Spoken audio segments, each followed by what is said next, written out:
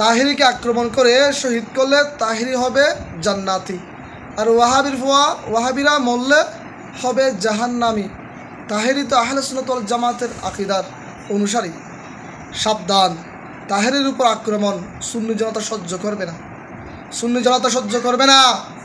তাহিরি, মুফতি গিয়াসউদ্দিন তাহিরি একজন আহলে সুন্নাত ওয়াল জামাতের আকীদার একজন আলেম, ওনার উপর আক্রমণ কোন সুন্নি জনতা সহ্য করবে না।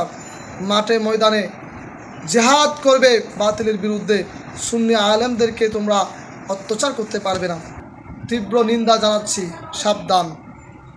দুই ঈদ ছাড়া আপনি ঈদ দেখেন না, ঈদুল আজহা ছাড়া ঈদ দেখেন না, ঈদুল ফিতর ছাড়া ঈদ দেখেন না। আমার রাসূল জুমার দিনকে ঈদের দিন বলেছেন।